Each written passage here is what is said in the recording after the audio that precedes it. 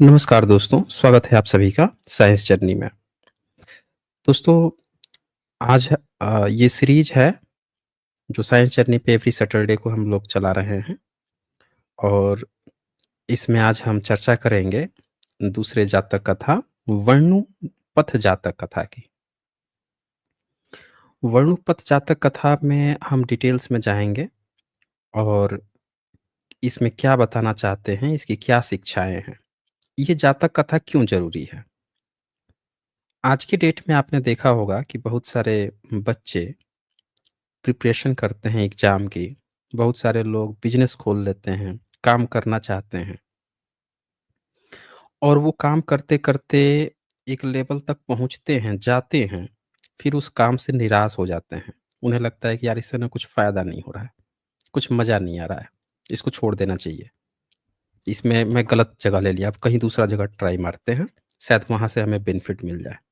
वो निराश हो जाते हैं। बच्चे तैयारी कर रहे हैं एग्ज़ाम की, प्रिपरेशन कर रहे हैं। साल निकल गया, 1.5 साल हो गया, 2 साल हो गया, हरास हो गए, हताश हो गए, निराश हो गए, छोड़ देते हैं। कई लोगों को आपने देखा होगा कि 4-4 5-5 अलग-अलग बिज़नेस करते हैं। कुछ समय करते हैं, फिर छोड़ देते हैं। फिर कहते हैं यार मैंने बहुत ट्राई किया, मुझे ना सफलता नहीं मिल पा रही है। तो ये जातक कथा बेसिकली आपको मोटिवेशन देगी। ये बताती है उस व्यक्ति के बारे में, ये जातक कथा है जो निराश है, हताश है।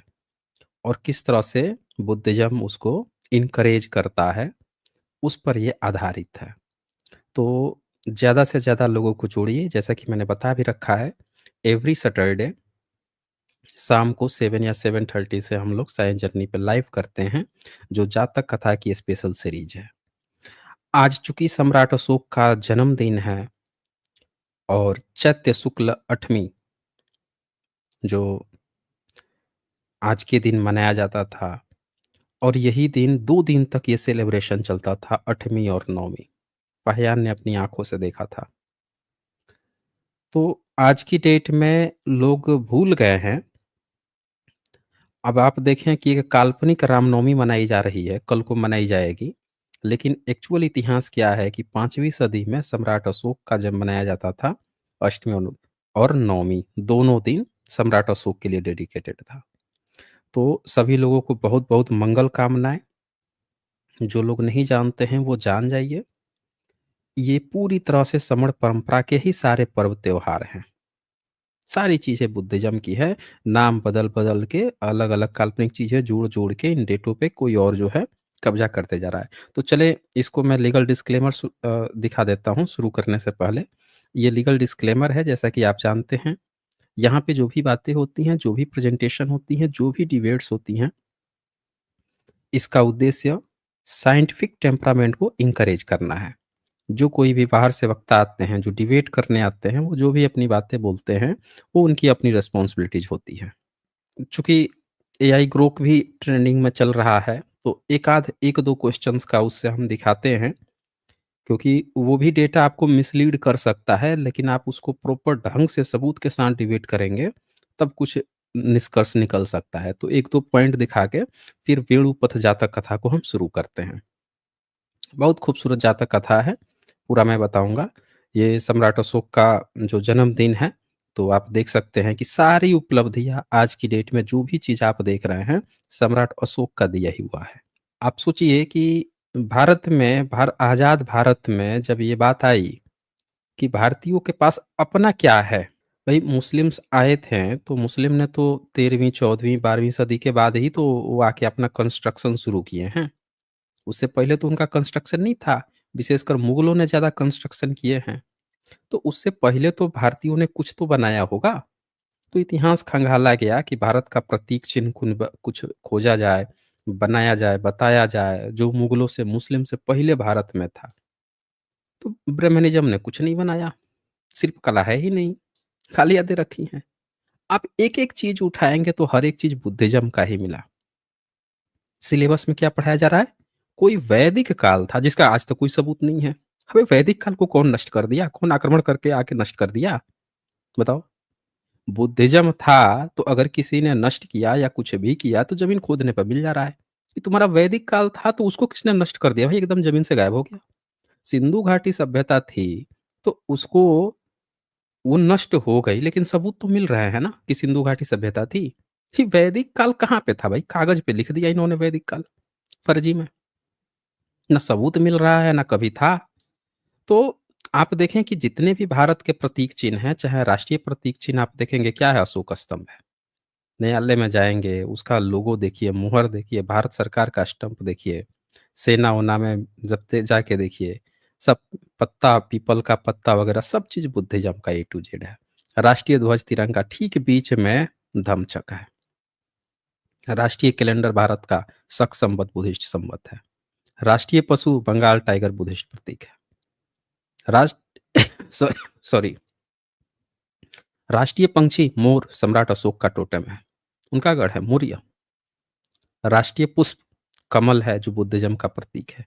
बुद्ध की माता के सपने में कौन-कौन आया था? कमल भी आया था। अब बोधिसत्व भी दिखे थे। तो देखिए कमल बुद्धिस्ट का प्रतीक है। राष्ट्रीय पेड़ बरगद, पीपल जो भी लीजिए बुद्धिस्ट प्रतीक में आता है। राष्ट्रीय विरासत पशु हाथी है, बुद्धिस्ट प्रतीक है। बोधिसत्व का प्रतीक है। विश्वविद्यालय जितने खुदाई से मिले सब बुद्धिस्ट का प्रतीक है। किसका दिया हुआ है? ये सारी चीज़ें उपलब्धि आप खोजेंगे। 70-100 से भी ज़्यादा जो विश्वविद्यालय मिले हैं, पढ़ाई-लिखाई के केंद्र, किसने खोले थे? बुद्धिस्ट ने। हमें आपको बताया जाता है कि बीच में कोई हिंदू राजा आ गए, गुप्त काल आ गया। अबे आएगा तो सबसे पहले अपने लोगों को पढ़ाएगा-लिखाएगा ना। तो विश्वविद्यालय सारे बुद्धिस्ट के थे, तुम्हारा बीच में हिंदू, वैदिक सब चल रहा था। तुम्हारा पढ़ाई-लिखाई कुछ होता ही नहीं था, अनपढ़ गँवार थे, सभ्यता चला रहे थे। कहने का मतलब ये है कि सारे प्रतीक चिन्ह बुद्धिस्ट के हैं।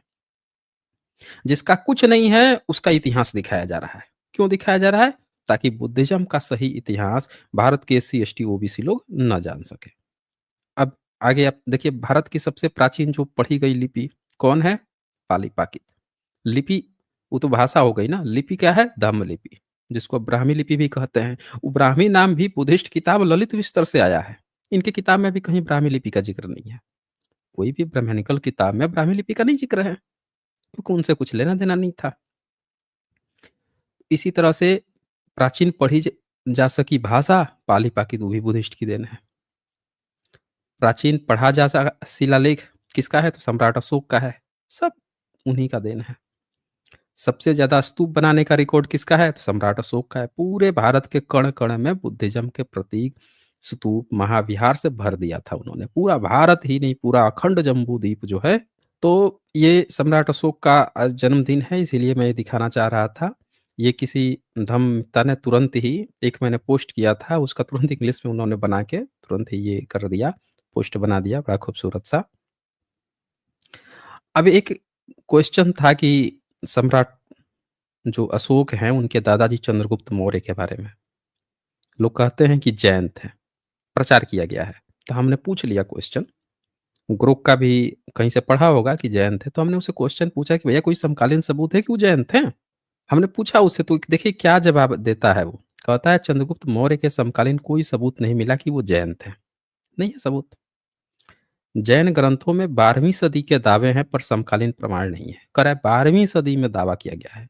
यानी बुद्धिज़्म जब डिक्लाइन हो रहा था, जब खत्म हो रहा था, जब नालंदा विश्वविद्यालय जलाए जा रहे थे, जब बुद्धिस्ट के सारे विश्वविद्यालय खत्म किए जा रहे थे, तब जैन लोग क्लेम कर रहे हैं कि अब उनका है।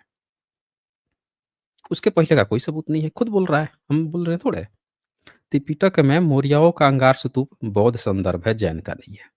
अब बोल रहा है त्रिपिटक में जो मौर्य लोग स्तूप बनाए थे, यानी कि चंद्रगुप्त मौर्य जो हैं, उनका जो कबीला था मौर्य कबीला, वो तो बुद्ध के समय ही उनके बोन्स पे स्तूप बना रहा था, यानी शुरू से ही वो लोग बुद्धिस्ट थे। शायद ब्राह्मणवाद से जुड़े थे। अब देखिए यहाँ पे जो शब्द लिखा है ना, शायद ब्राह्मणवाद से जुड़े थे, क्योंकि नेट पे सब लोगों ने प्रचार कर रखा होगा कि ये थे, तो इसके पास सबूत नहीं है। तो इसने क्या कह दिया कि शायद लगाता है। कहता है चंद्रगुप्त के जैन मंदिर बुद्ध का मूर्ति का पुरातत्व सबूत नहीं मिला है, कोई सबूत नहीं मिला है, तो शायद समझ रहा ना, क्योंकि नेट पे इन्होंने लिख रखा है, कोई बोलता है हिंदू हैं, कोई बोलता है कि जैन हैं, लेकिन सबूत के मामले में सब खाली कर दिया। एक ही सबूत दिया कि त्रिपिटक में जो मौर्य थे बुद्ध के समय में ही स्तूप बनाए थे, अब बाकी इन लोगों का कोई एविडेंस नहीं है। फिर आगे कहता है हेमचंद्र 12वीं शताब्दी के थे, ठीक है? जैन थे। उनकी सबसे पुरानी पांडुलिपि 13वीं सदी की संस्कृत प्राकृत में चंद्रगुप्त के जैन बनने का उल्लेख है, पर पूर्व धर्म स्पष्ट नहीं है। तो कहता है कि कोई स्पष्ट नहीं है कि उससे पहले वो क्या थे। 13वीं सदी में लोग क्लेम करते हैं, ये बात ये बोलता है। यानी कि जो लोग भी आपको बताते हैं ना कि जैन बन गए थे, ये 13वीं सदी में क्लेम किया गया है। जैसे 12वीं-13वीं सदी में बुद्ध को ये लोग बताने लगे कि विष्णु है, उसी तरह से जैन का भी क्लेम 13वीं सदी में हुआ। बुद्ध को विष्णु का अवतार और उधर चंद्रगुप्त को जैन बताने का। दोनों चीज़ें पैरेलल में 12वीं-13वीं सदी से शुरू हो गई। समझ रहे हैं ना? विरासतों पे, तो विरासतों पे कैसे कब्ज़ा किया जाता है, कब से कब्ज़ा हुआ है, वो स्पष्ट सबूत मिल जाता है। तो एक सवाल यहाँ पे पूछा गया कि भई पाहियान जो थे, 5वीं सदी में आए थे, तो उन्होंने देखा था कि अंगार स्तूप को, जो मौर्य लोग बनाए थे बुद्ध के समय में, बुद्ध के परिनिर्वाण पे, महापरिनिर्वाण पे, कहता है नमस्ते फक्सियन ने अपने यात्रा वृत्तांत में पिपली वन के एक स्तूप का उल्लेख किया है, संभवतः अंगारा स्तूप है। ठीक है ना? चारकोल स्तूप कहा जाता था, इंग्लिश राइटर ने चारकोल लिखा है, क्योंकि अंगार स्तूप जो था ना, वो मौर्य लोगों ने बनाया था, चारकोल स्तूप, चारकोल से। त्रिपिटक के महानिब्बान के अनुसार पिपली वन के मौर्यों ने बुद्ध के अवशेषों पर स्तूप बनाया था। मतलब बुद्ध के समय ही सारे मौर्य बुद्धिस्ट थे। समझ में आ गया सब लोगों को? तो सम्राट अशोक का आज जन्मदिन है, तो इसीलिए मैंने सोचा है कि ये हम लोगों को जानना चाहिए कि सम्राट अशोक, उनके पिताजी, उनके दादा ही नहीं, बुद्ध के समय, यानी सम्राट अशोक से भी 200-250 साल पहले मौर्य लोग प्रॉपर पहले से ही बुद्धिस्ट थे। कोई सवाल ही नहीं उठता है बीच में कोई आके आपको क्लेम कर दे बाद में कि जैन थे, कोई आके हिंदू बताना शुरू कर दे। तो इसीलिए जो भी अपने को मौर्य समझते हैं, मौर्य हैं। और मौर्य क्या है आज की डेट में? आप सरनेम लगा लेंगे तो आप सोच रहे हैं कि आप ही के पुरखे नहीं, पूरे एससी, एसटी, ओबीसी समाज के पुरखे हैं सम्राट अशोक। ठीक है? वो जाति से नहीं बंधे हैं। वो किससे बंधे हैं? धम्म से। जो धम्म को मानता है उसी के हैं। जो सोचता है कि हम अपने को हिंदू कह देंगे, ब्राह्मणवादी कह देंगे, सरनेम मौर्य लगा लेंगे या कह देंगे कि सम्राट अशोक हमारे पिताजी हैं, तो वो फिर अपने आप को धोखा दे रहा है। सम्राट अशोक सिर्फ धम्म के हैं। जो धम्म को मानता है उसके सम्राट अशोक हैं। जो ब्राह्मणवादी, वैदिक, पंडा पुजारी से बुला के कथा कहवा उसके वो नहीं है वो। वो अपने आप को धोखा दे रहा है, ज़बरदस्ती पिताजी बना रहा है वो। समझ रहे ना? सम्राट अशोक को अगर वो ऐसा रहता तो अपने शिलालेख में लिखवा के चले जाते। कहीं लिखवाया है उन्होंने? उन्होंने हमेशा बुद्ध की बात की है, बुद्धिज़्म की बात की है, धम्म, उन्होंने सीधे-सीधे लिखा है बैराट में, बुद्धसि धम्मसि संघसि। बुद्ध में, धम्म में, संघ में ही उनका विश्वास है। तो जिसको विश्वास है उन्हीं के सम्राट अशोक है, बाकी सब ज़बरदस्ती बाप बनाए घूम रहा है। तो चलिए अब आगे बढ़ते हैं, आ जाते हैं अब जातक कथा पे। सम्राट अशोक स्पेशल मैंने आप लोगों को की जयंती थी, तो थोड़ा-सा हमने यहाँ पे आपको बताया। अब आ जाते हैं वड़ुपथ जातक के बारे में, क्या कहते हैं वड़ुपथ जातक? तो जैसा कि मैंने आपको बता रखा है कि जो वड़ुपथ जातक है, वो क्या चीज़ है? बुद्धिज़्म में जातक कथाएँ कैसे लिखी जाती हैं, सब लोग जानते हैं। बता चुका हूँ पहले भी कि जातक कथाएँ लिखी गई थी इस तरह से कि कोई भिक्षु किसी भी व्यक्ति को मोटिवेट कर रहा है, बता रहा है, तो वो क्या करेगा कि पहले एक कंडीशन आएगी, क्यों इस कहानी को बताने की ज़रूरत है।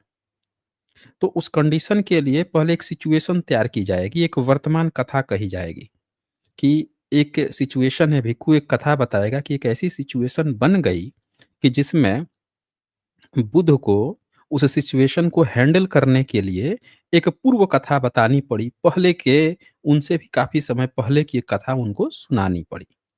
कौन बता रहा है ये बात? भिक्षु। बुद्ध नहीं बोल रहे हैं। बुद्ध के नाम पर भिक्षु जो है इस तरह से कहानियाँ बनाता है। तो अब वर्णुपत जातक में है क्या? कहाँ पे गई है? इससे पहले जब मैंने आपड़क जातक कथा बताई थी, वो भी श्रावस्ती में हुई थी।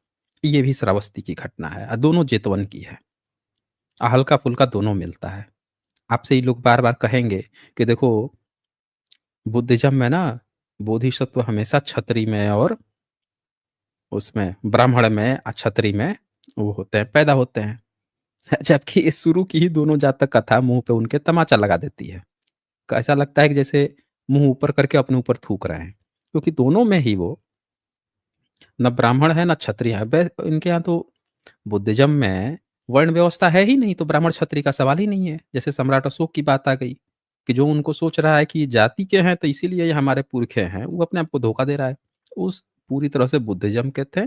सम्राट अशोक के समय तक बुद्ध के समय से ही पूरे मौर्य बुद्धिस्ट थे। तो जो बुद्धिस्ट है सिर्फ़ उसी के हैं। उसी तरह से इसमें भी अलग-अलग वंशावलियाँ, अलग-अलग रोज़गार, अलग-अलग तरह के पेशाकार थे और सब में बोधिसत्व होते थे। तो यहाँ आप देख सकते हैं कि श्रावस्ती में ये बंजारा में जन्म लेते हैं बोधिसत्व। तो क्या होता है यहाँ पे, पहले एक ध्यान से सुनिएगा इसमें क्या हो रहा है। एक लड़का था, ठीक है?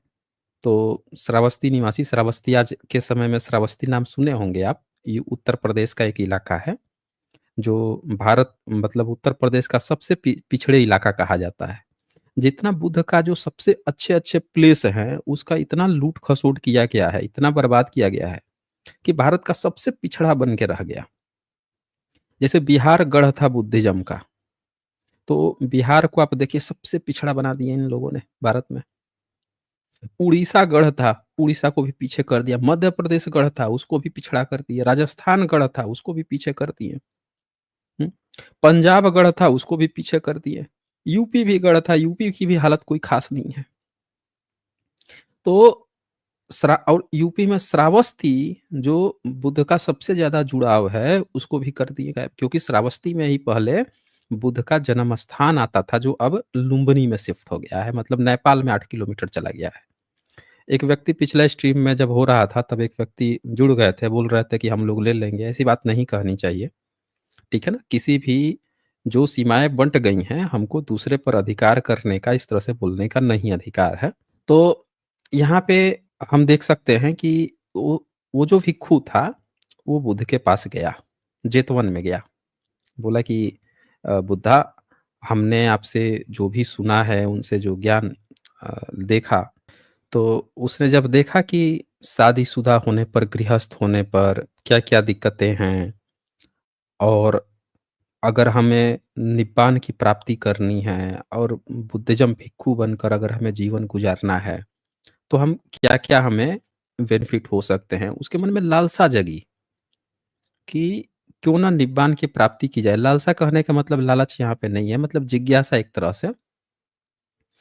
तो उसने क्या किया कि जब उसको ये पता चला कि भिक्षु बनने में ज्ञान की प्राप्ति या ये सारी चीज़ें होंगी, तो चलो हम भी भिक्षु बनते हैं। वो गया, भिक्षु दीक्षा जो उपसम्पदा होती है, वो ग्रहण कर लिया और 5 साल तक मेडिटेशन किया। जो भी मात्रिकाएँ, विदर्शना क्रम होता है, सब चीज़ सीखा। सीखने के बाद से उसका जो, आपने एक शब्द सुना होगा योग करना, योग क्रिया। मतलब एक जगह पे बैठ के कर्म स्थान जो होता है, जैसे बुद्धा का कर्म स्थान बोध गया था। उसने भी अपना कर्म स्थान यानी योग क्रिया जो है वो चूज़ किया। जहाँ पे उसका मन लगा वहाँ बैठा। किया, फिर वर्षावास आ गया। 3 महीने तक वर्षावास में भी साधना में लगा रहा। तब भी कुछ भी नहीं सीख सका। समझ रहे हैं ना? मतलब आप, एक होता है ना कि बच्चा तैयारी कर रहा है, पढ़ रहा है, खूब मेहनत कर रहा है, सुबह से शाम तक पढ़ रहा है, लेकिन उस हिसाब से उसका ना रिज़ल्ट नहीं आ रहा है। मैंने आपको बताया था शुरू में। ये इससे वो बच्चे इंस्पिरेशन ले सकते हैं, जो बच्चों को लगता है यार पढ़ता तो बहुत हूँ, उस हिसाब से आउटपुट नहीं आ रहा है। मैं उस हिसाब से मेहनत करता हूँ, रिसर्च करता हूँ, लेकिन मेरे ज्ञान का लेवल उस हिसाब पे नहीं पहुँच पा रहा है। मैं बहुत मेहनत करता हूँ, कंटेंट बनाता हूँ, लेकिन उस हिसाब से चीज़ें मेरी ना बढ़ नहीं रही है। उस हिसाब से जितना मैं मेहनत करता हूँ, उस हिसाब से अर्निंग नहीं कर पा रहा हूँ। मतलब बहुत सारे लोगों की बहुत सारी चीज़ें जो डाउट्स होते हैं, जो उनके मन में बातें आती हैं, वो यहाँ से देख सकते हैं कि उसने पूरा 5 साल से भी ज़्यादा समय लगाया और फाइनली उसका क्या आ रहा है, मतलब कि वो निमित्त मात्र कुछ भी नहीं उत्पन्न कर सका, कुछ भी नहीं सीख सका। अब यहाँ पे जब इस तरह की कंडीशन आ गई, तो उसने अपने मन में ही खुद क्या सोच रहा है कि बुद्ध ना 4 तरह के लोग बताए हैं और जो चौथा है, उसको वो कहे हैं पदपरम। तो मैं ना पदपरम हूँ। आपको याद होगा कि बुद्धा के ये जो नियम थे, 4 तरह के लोग होते हैं। ब्राह्मणों ने उस 4 तरह के शब्दों को उठा के अब वर्ण व्यवस्था बना दी, कि 4 तरह की वर्ण व्यवस्था होती है। समझ रहे हैं? इसमें उसने क्या बताया कि मैं ये देखिए यहाँ पे, मैं शायद चौथी प्रकार का पदपरम व्यक्ति होऊँगा। यानी मैं सब चीज़ कर तो रहा हूँ, सीख कुछ नहीं पा रहा हूँ। इन्होंने शूद्र बना दिया, चौथे कैटेगरी को, मूर्ख ही बना दिया, इसको पढ़ने-लिखने का अधिकार नहीं है, ये करने का अधिकार नहीं है, वो नहीं है। अपनी पूरी कहानी खेले शुरू कर दिया। मैं क्या कहता हूँ, बुद्धिज़्म में बुद्धा के एक-एक वचन को उठा के, उल्टा-सीधा करके पूरा ब्रह्मनिज़्म खड़ा हुआ है। तो उसने भी अपने को क्या सोच लिया कि यार मैं चौथे तरह का पदपरम व्यक्ति तो नहीं हो गया हूँ। फिर उसने कहा कि यार अब मैं छोड़ता हूँ ये सब, सीधे चलता हूँ और बुद्ध के पास रहूँगा, देखूँगा, उनके सुंदर शरीर को देखूँगा, उपदेश सुनूँगा, वहीं पे विचार करूँगा, फिर वो उठ के जेतवन में चला गया। ठीक है? कि अब मैं बस शिष्य बन के देखूँगा, सुनूँगा बस, वही करूँगा। खुद से मैं हासिल नहीं कर पा रहा हूँ मैं कुछ भी। तो अब यहाँ पे क्या होता है कि जब इस तरह की बात आ गई, तो भिक्षु लोग मिले। भिक्षु लोग पूछने लगे कि, "अरे! क्या हुआ, क्या हुआ? हुँ? तुम तो निकले थे ज्ञान प्राप्ति के लिए, एनलाइटमेंट के लिए, क्या हो गया भई? छोड़ दिए, क्या किए?" लोग पूछ रहे हैं, "आयुष्मान, तू योगाभ्यास।" योगाभ्यास, योग जो शब्द है, क्या मतलब होता है? आपने गीता में ये आप लोग को बताएँगे, योग शक्ति से ये कहाँ से शब्द उठा है? सब बुद्धिज़्म से उठाया गया शब्द। योगाभ्यास किसको कहते हैं? शमणदम। जो भी व्यक्ति विपश्यना वगैरह कर रहा है, शमण है। वो जो अपना धम्म निभा रहा है, उसी को कहते हैं योगाभ्यास कर रहे हैं। योग शब्द कहाँ से आया है? बुद्धिज़्म से। बुद्धिज़्म की पूरी एक ब्रांच ही है, योगाचार, समझ रहे हैं? तो लोग पूछने लगे कि भई आप देखो साधु, क्या तुम्हारा उद्देश्य पूरा हो गया? तुम तो प्रवज्ञा ग्रहण कर लिए थे। बोल रहे थे कि अब मैं बुद्ध की तरह सारा चीज़ ग्रहण कर-वुर के निकलो आऊँगा, सारा एनलाइटमेंट होके आऊँगा, क्या हुआ तुम्हारा भई? ये जो तुमने जन्म लिया था, जन्म ग्रहण ये सब मुक्ति पा गए? निब्बान-उब्बान मिल गया तुमको? लोग पूछने लगे। तो बोला कि नहीं, नहीं मैं इसके ना योग्य ही नहीं हूँ। मैंने उसको छोड़ के चला आया हूँ, अभ्यास को छोड़ के चला आया हूँ। तो जब जेतवन में गया था, जेतवन में भिक्षु लोग रहते थे, तो भिक्षु लोग कहे कि अच्छा रुको, तुमको ना हम ले चलते हैं बुद्ध के पास। तुम इतना निराश हो गए हो, मेहनत भी किए हो, अब छोड़-छाड़ के तुम इधर चले आए हो, चलो तुमको ले चलता हूँ। तो उसको जो है ये लोग पकड़ के ले गए तथागत बुद्ध के पास। तथागत बुद्ध को ही शास्ता कहा जाता था। समझ रहे हैं ना? आपने सुना होगा एक शब्द खुदा ना खास्ता और खास्ता, शास्ता इस तरह के सुना ना खुदा ना खास्ता। तो ये शास्ता शब्द जो है ये भी बुद्धिज़्म से आया है। इसी से उठा के खुदा ना खास्ता शब्द बनाया गया है। इसी की तरह बनाया गया है। तो जब ले गए तो उन्होंने शास्ता यानी बुद्ध ने देखा, तो उन्होंने कहा भिक्षुओं तुम इस अनिच्छुक भिक्षु को लेकर आए हो, इस भिक्षु ने क्या अपराध किया है? कह रही तो अनिच्छुक है, ये तो बनना नहीं चाह रहा था ना ये। अनिच्छुक है, इसमें इच्छा नहीं है, इसको क्यों लेके आए हो तुम लोग?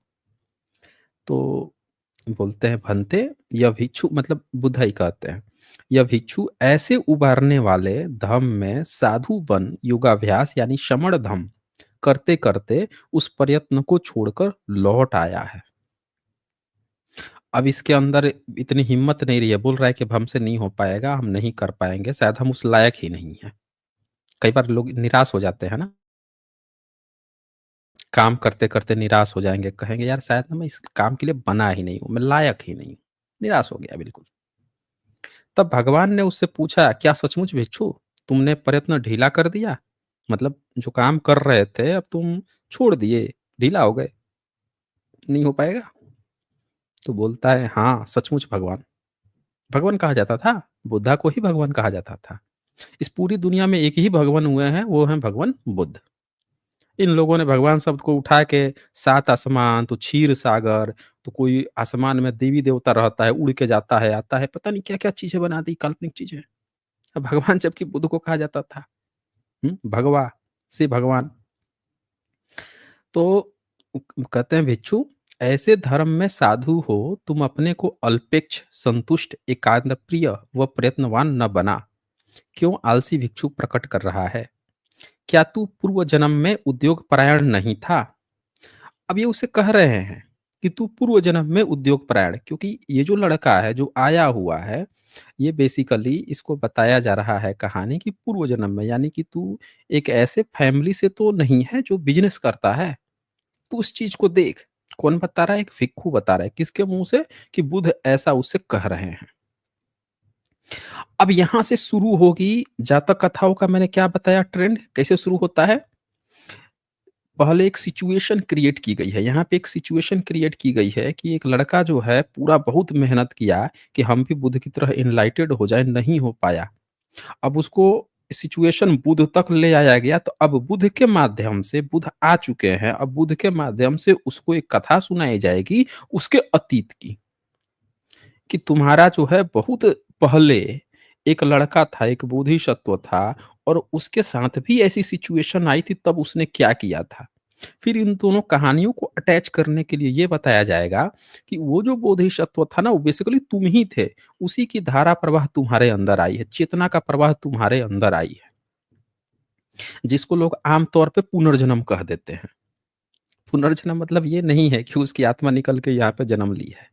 इसको मोटिवेट करने के लिए, सिचुएशन को हैंडल करने के लिए इसको ये चीज़ दिखाया जा रहा है कि यार पिछली बार तो तुम ये काम कर लिए थे, तो हिम्मत मत हारो, इस बार भी कर लोगे। और ये सिचुएशन को क्रिएट करने के लिए अब एक कथा सुनाई जाएगी, जो इसके बताए जाएगी कि ये तुम्हारे पहले की कथा है।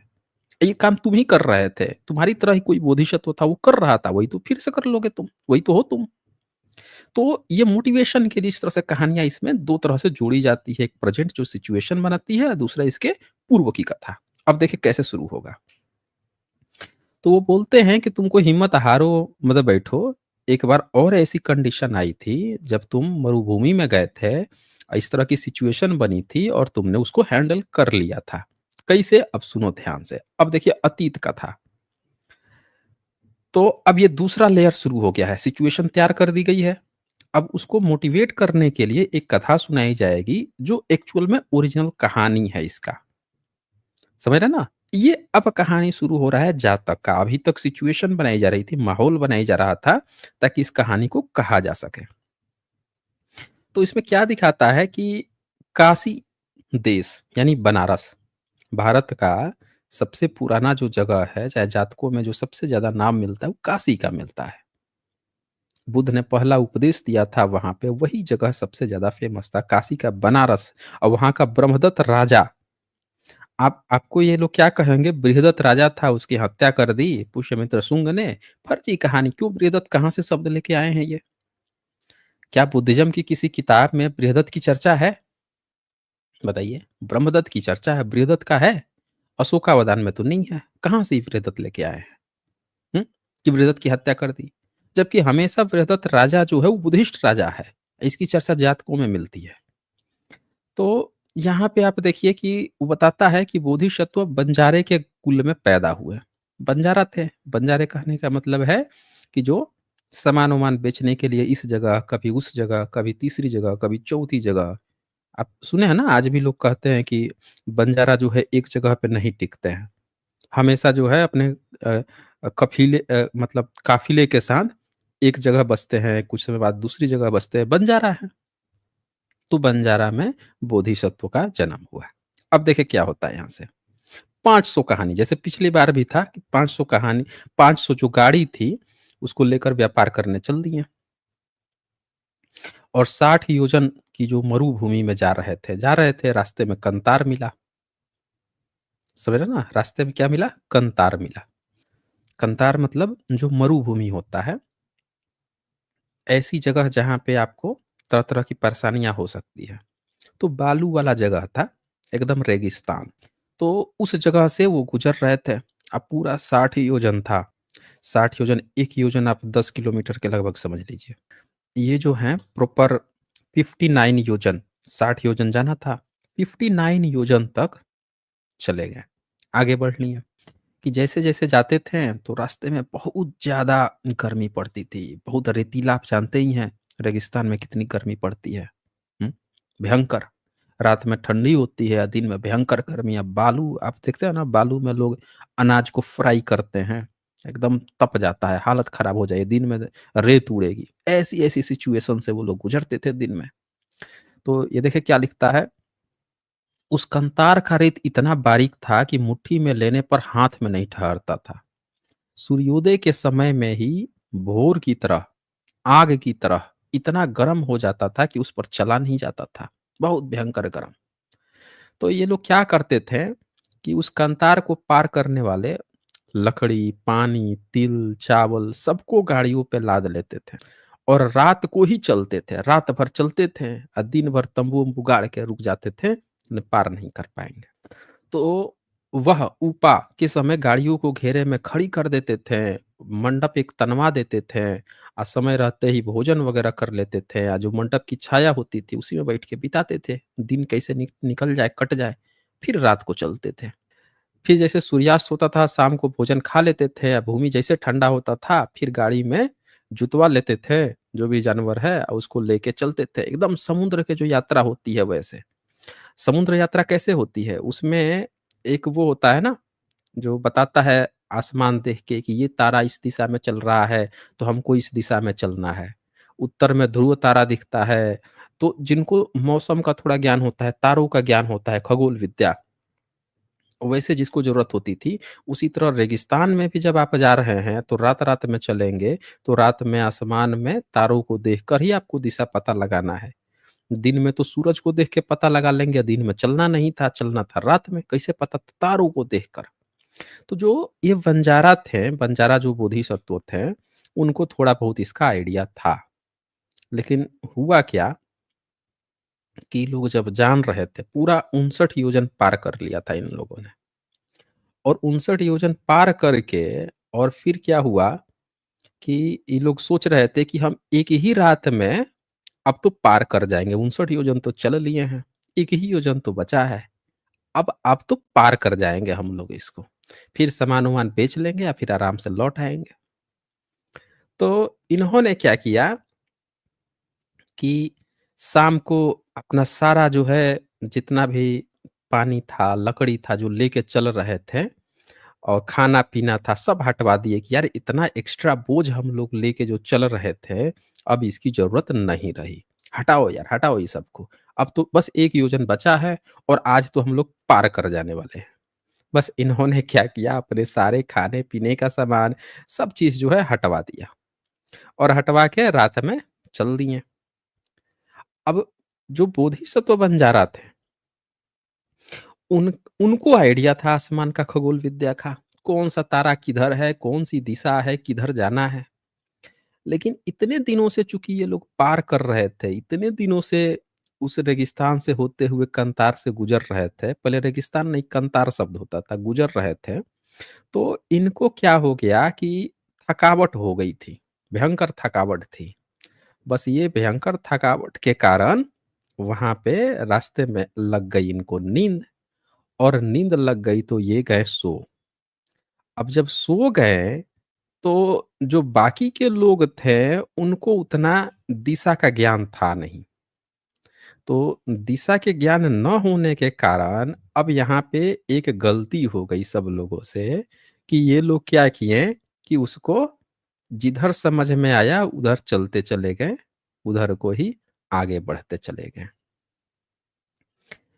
जब इस तरह की सिचुएशन हुई, अब क्या हुआ कि जब सुबह होने वाला था, भोर होने वाला था तब तक बोधिसत्व का नींद टूटता है। जब नींद टूटता है बोधिसत्व का तो वो क्या देखते हैं, आसमान का तारों का रुख देखते हैं और रुख देख के उनको लगता है अरे यार ये तो कुछ गड़बड़ हो गई। ठीक है? इन्होंने देखे दिशा प्रदर्शक ने अरुणोदय के समय उठकर तारों को देखकर गाड़ियों को लौटाओ लौटाओ कहा। उनको लग गया कि अरे यार ये तो कुछ गड़बड़ कर दिया हमने। ठीक है? अब तो इसको हमें लौटाना चाहिए। ये तो हम लोग उसमें चले आए, गलत जगह पे चले आए। बोला कि लौटाओ, लौटाओ। लेकिन तब तक हो गई थी सुबह। ठीक है? अब वो लोग गाड़ी को लौटा रहे हैं, सुबह हो गया तो अब वहीं पे पड़ाव डाल दिए। ध्यान से सब लोग पहचाने उस जगह को तो देख रहे हैं कि यार जहाँ से हम लोग चले थे, वहीं पे भूल-भुलैया फिर से आ गए हैं। मतलब पूरे रात में हम आगे बढ़े ही नहीं थे। गोल-गोल घूम के रेगिस्तान में दिशा पता नहीं चलती, पेड़-पौधा दिखा नहीं, घूम-घूम के फिर उसी जगह पे पहुँच गए थे लोग। अब क्या करें? खाना-पीना सब फेंक चुके हैं, ना खाने को है, ना पानी को है। एक बस योजन बचा था जो इन्होंने डिसाइड कर रखा था कि यार अब तो हम लोग पहुँचने वाले हैं, ये बोझा ढो के कहाँ ले जा रहा है? हटाओ भई हटाओ। अब सब निराश हो गए, सब दुखी हो गए कि अब यार क्या करें? हम लोगों ने बड़ी मूर्खता कर दी। सब हाथ करके हार पाँच के बैठ गए सब। तब बोधिसत्व ने उस जगह को बड़ा ध्यान से देखा। उन्होंने सोचा कि यार कुछ तो कुछ ना कुछ तो होगा। मतलब ऐसे कैसे हम लोग फँस सकते हैं? तब उनको एक दूब घास दिखाई दिया। वहीं पे ठंडे जगह पर चारों बगल टहल रहे थे। एक जगह उनको दूब घास दिखाई दिया। जब दूब घास का पौधा जो दिखा, तो जो खेतों में काम करते हैं, कुर्मी, कुशवाहा, सैनी, माली जो भी लोग होंगे, सब लोग नहीं करते हैं लेकिन कुछ लोग करते हैं, उनको आइडिया होगा इस बात का। एक पौधा जो होता है दूब उसको कहते हैं लोग, उसका जो जड़ होता है वो 2 हाथ नीचे 1 हाथ नीचे होता है। ऊपर से कितना भी काट दीजिए फिर नीचे से निकल आएगा। बहुत नीचे से रहता है उसका जड़। जब तक पूरा 2-4 हाथ मार के नीचे से नहीं निकालिएगा उसका जड़, तब तक ऊपर से कितना भी काटते रहिए उसको आप नहीं खत्म कर पाएँगे। तो वो नीचे से बहुत नीचे से खींचता है पानी। अब इनको बोधिसत्वों को आइडिया था। इनको लग गया कि यार इस जगह को ना खोदा जाए। पक्का कहीं न कहीं नीचे से पानी ले रहा है तभी ये ज़िंदा है। चारों बगल रेगिस्तान है, यहाँ पे इसको अगर कहीं पे मिल रहा है पानी, कहीं न कहीं से तो खींच रहा है। खोदो इसको भाई। तो उन्होंने मँगवाया कुदाल, कहा खोद भाई इस जगह को। लगे खोदने।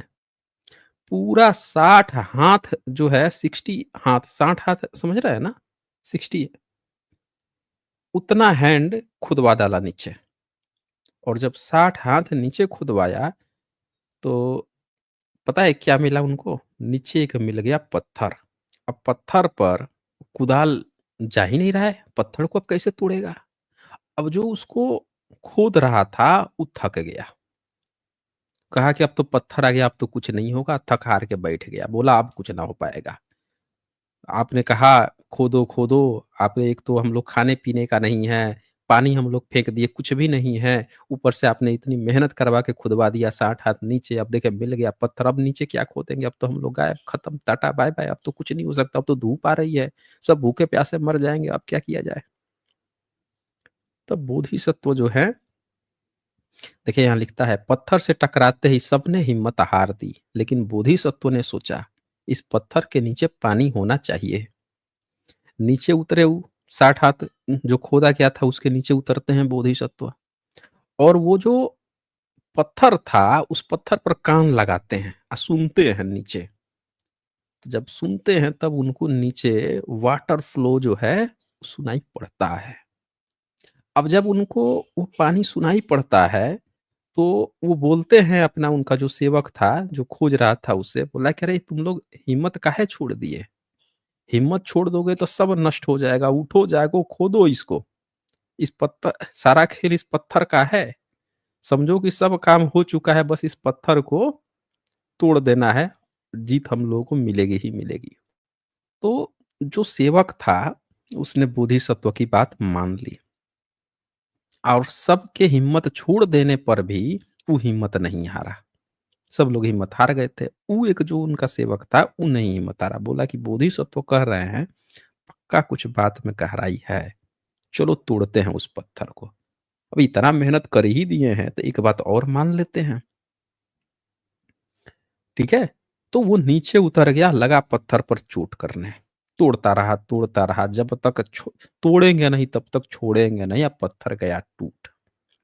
जब पत्थर बीच से टूट गया, सॉरी, जब पत्थर बीच से टूट गया तो देखें नीचे गिर पानी के सोते के बीच में पड़ा वो पत्थर। अब वहां से ताड़ के तने जितनी ऊंची पानी की धारा निकली, खूब मोटा, समझिए कि 3, 4, 5 मतलब 2-3 मीटर के डायमीटर में एकदम पानी का फव्वारा नीचे से निकल पड़ा। तो अब लोग पानी देख के सब लोग खुश हो गए। सबने खूब पानी पिया, स्नान किया, पूरा नाजू-धूड़ा जुए फाड़ कर खिचड़ी-भात पका के खाना खाया, बैलों को भी खिलाया। ठीक है? पानी-वानी सब फेंक दिए थे ये लोग। तो पूरा सूर्यास्त होने पर पानी के गड्ढे के पास ध्वजा गाड़ दिए वहाँ पे कि कभी भविष्य में आया जाएगा तो जान जाया जाएगा कि यहाँ पे पानी का स्रोत है। आपको एक बात जान के हैरानी होगी कि कुआँ खोदने की भी कला बुद्धिज़्म ने विकसित की है। ये जो कहानी आप पढ़े हैं कि खोद-खोद के ज़मीन से पानी निकाल देना 60 हाथ, ये ऐसे नहीं आया है। ये जो आज आप भी पूरे भारत में देखते हैं कुआँ खुदवाने की प्रथा, लोग पहले कुआँ खुदवा देते थे जब मोटर नहीं था, चापाकल नहीं था। ये किसने शुरुआत की थी? ये बुद्धिज़्म की देन है। ये जातक कथा आपको बताती है कि किस तरह से पानी की खोज इन लोगों ने की है, बुद्धिज़्म ने की है, ये दूसरी जातक कथा है। आप ये देखिए कि उन्होंने दूब से बोधिसत्वों ने दूब से दिमाग लगाया। 2600 साल पहले बुद्धिज़्म कुआँ खुदवा रहा था लोगों को पिलाने के लिए और यही कारण है कि सम्राट अशोक जो हैं, जितना भी रोड बनवाते थे, सड़क बनवाते थे, हर जगह कुआँ खुदवाते जाते थे। और एक धर्म था जो कहता था, ज़मीन खोदो थोड़ा-सा, बस उसमें घी लाके डालो और आग जला के आप प्रदूषण फैलाओ। एक ए एक धर्म ने ये सिस्टम भारत को दिया। अब बुद्धिस्ट लोग जो हैं खोद के वो काम कर रहे थे जिससे पूरी दुनिया जो है पानी पी सके। अब देखिए उन जगहों पे कब्ज़ा करके कुछ लोग उन्हीं लोगों को पानी नहीं पीने दे रहे थे जिन्होंने कुएँ खोद-खोद के बनाए थे। तो यहाँ से आपको 2 चीज़ें मिल गई, एक तो कुआँ खोदने का आविष्कार किस तरह से बुद्धिज़्म ने किया, वो आपको यहाँ पे मिल गया। कैसे उन्होंने पता लगा लिया था कि ज़मीन के नीचे मीठा जल मिलता है, ठीक है? और दूसरी चीज़ कि कैसे सिचुएशन को हैंडल करना है, हिम्मत नहीं हारना है। तो उन्होंने पूरा खाया-पिया, झंडा गाड़ दिया उस जगह को चिन्हित करने के लिए।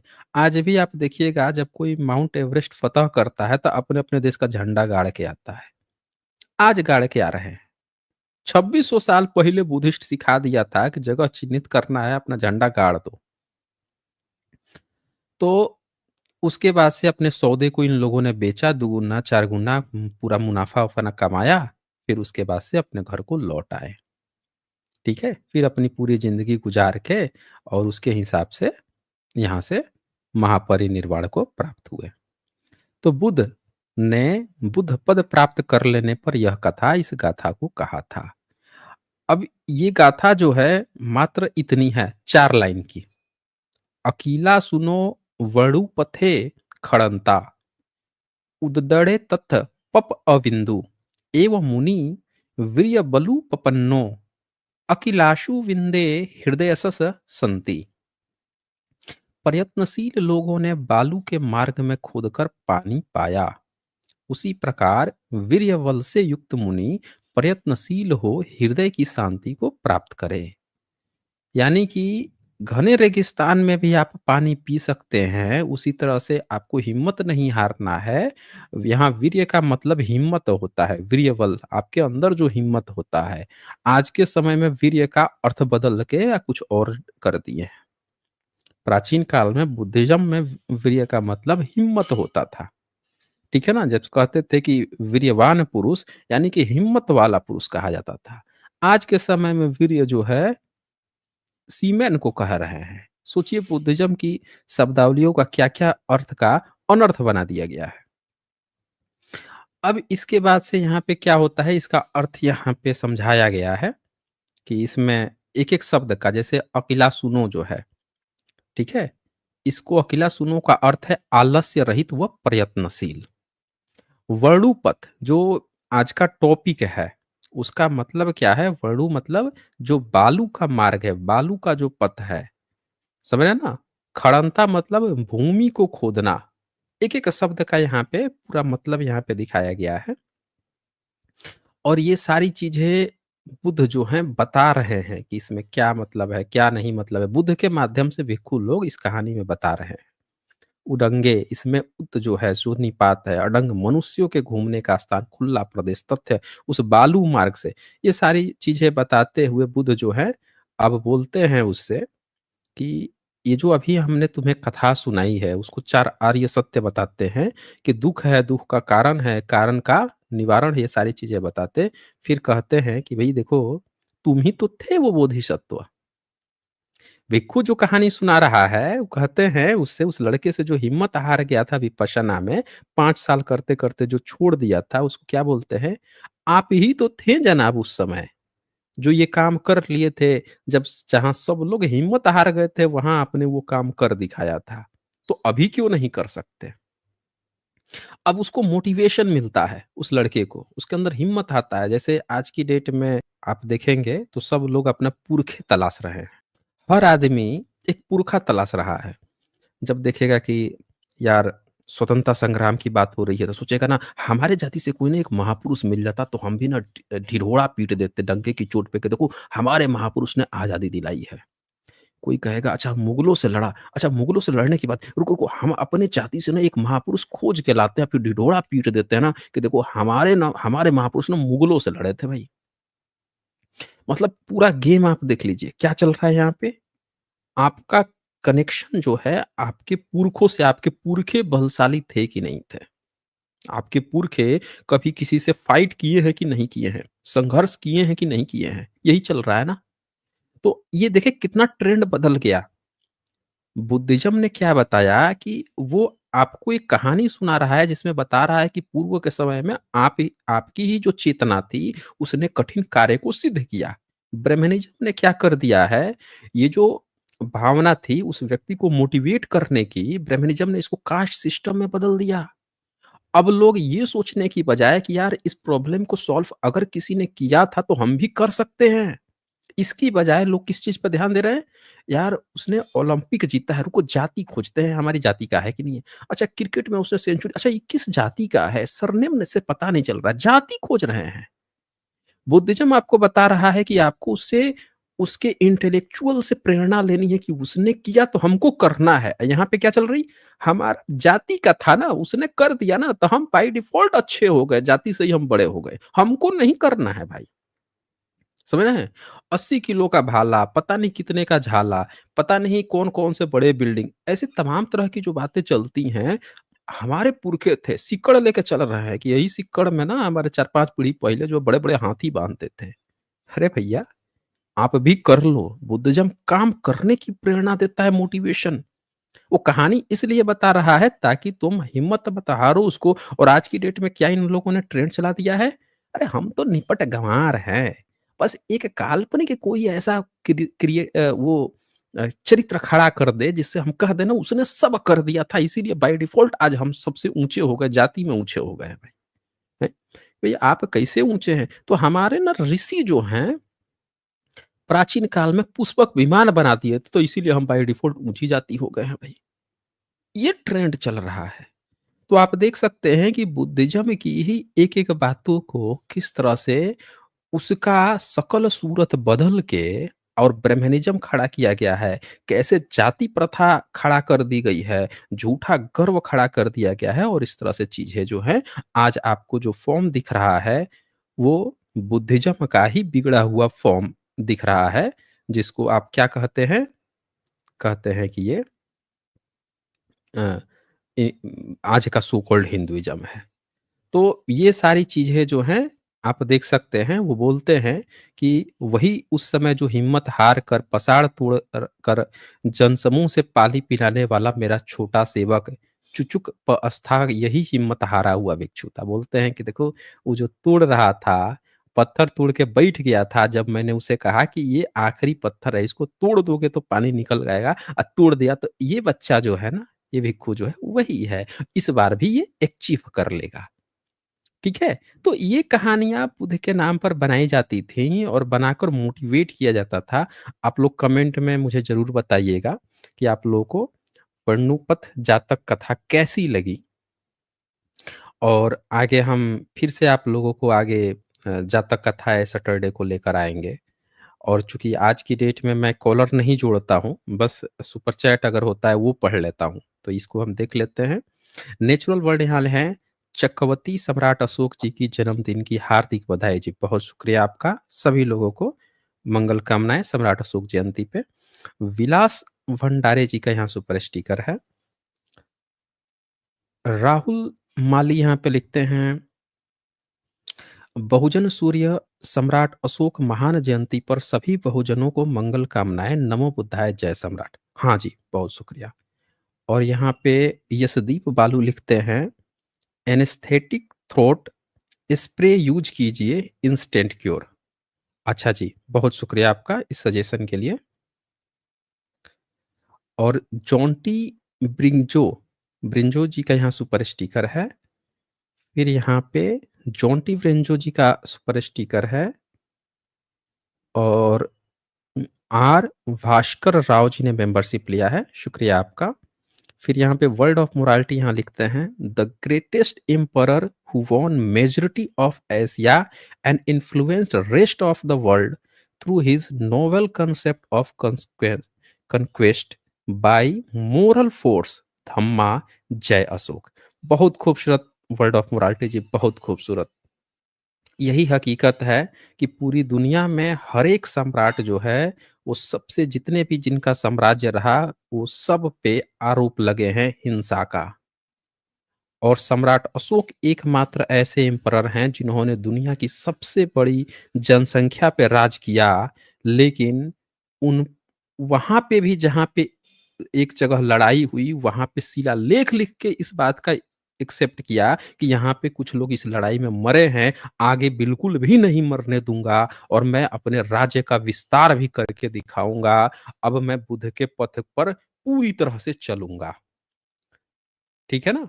तो ये सम्राट अशोक की खूबी थी, इतना ग्रेटेस्ट एम्पायर जो इतने बड़े एम्पायर खड़ा किए, बिना खून खराबे के। और जहाँ एक जगह हुआ भी उसको लिखवा दिए। दुनिया के किसी एम्परर ने अपनी बुराइयाँ नहीं लिखवाई। सम्राट अशोक ने एक-एक चीज़ लिखवाई है। क्या किया उन्होंने, क्या अच्छाई की थी, कहाँ पे लड़ाई की थी वो बात लिखवा दी, बाकी किसी ने नहीं लिखाई। बाकी सब ऊपर-ऊपर फाँकते रहे। तो ये थे सम्राट अशोक और इसीलिए सम्राट अशोक किसी को भी पसंद है, चाहे वो कोई रैशनल व्यक्ति हो, एथिस्ट हो, बुद्धिज़्म के तो सुपर हीरो हैं ही, हर व्यक्ति को इसीलिए पसंद आते हैं क्योंकि उन्होंने वो पाथ चूज़ किया था बिना हिंसा के साम्राज्य को आगे बढ़ाना। तो बहुत-बहुत शुक्रिया आपका वर्ल्ड ऑफ मोरालिटी जी। तो दोस्तों, इसी के साथ ही आज का हम लोग यहीं पे एंड करते हैं और आप लोग अपना ध्यान रखिए, अपनों का ख्याल रखिए। फिर हम लोग मिलते हैं संडे को 7:30 पे नए टॉपिक के साथ। बहुत-बहुत शुक्रिया आप सभी का।